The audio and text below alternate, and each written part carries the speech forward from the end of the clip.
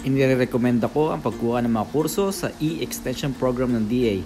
Ito ay libre at marami kayong matututunan at magkakaroon pa kayo ng certificate. Hello mga kabayan, magandang araw sa inyo.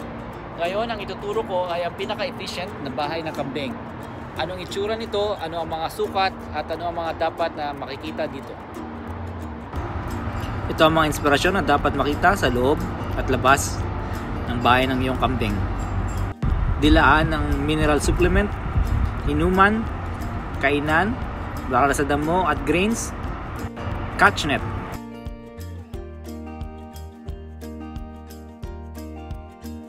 Pinakamateryales, kahoy. Ang bubong ay yero na bakal at saka plastic din para sa natural light. Cyclone wire naman para sa bakod. Gumamit naman kami ng semento para sa foot base.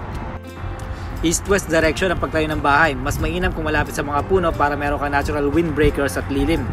Ang bubong dapat 1 meter extended para iwas sa ambyas ng ulan. Dapat at least 1 meter ang pagitan mula sa lupa hanggang sa flooring. Yung iba mas mataas ang ginagawa nila para hindi sila mahirapan sa paglilinis sa ilalim. Ang feeding station dapat nasa loob ng bahay para hindi mahirap pagtagulan. Minimum 5 partition, isa sa bulugan, sa mga buntis, paanakan at sa mga bata. Sa paanan ng hagdan o ng rampa, dapat meron kang disinfecting foot wash bin. Ang kaganda naman kung meron kang catch net, pagbagsak ng tae ng kambing, gugulong ito ng kusa sa labas. Mas madali nang walisin at ipunin ng tae. Mas mainam itong pataba kumpara sa tae ng kalabaw o baka. Pinakamainam na gamitin sa vermicomposting. Mas mainam ang drinking station mo nasa gitna din.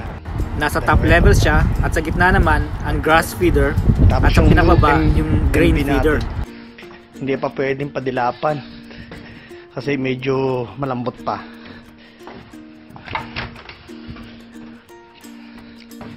Yan. Warning, ang UMMB bawal sa mga batang kambing. Medyo malambot pa, hindi pa pwedeng padilaan, nagkakatas pa eh. Yan. Kaya kailangan tanggalin na sa lagayan para tumigas na siya. Gumawa din ng heaters para sa taglamig. Sa araw siguro boss, pwede dito natin ilagay sa loob. Pero pagdating ng gabi, baka pwede dito lang. Sa labas na to. Boss, sarado. Maglagay ng lona na kortina laban sa ambyas ng ulan, hangin at lamig. Ang hangin at lamig, kalaban ng kambing yan.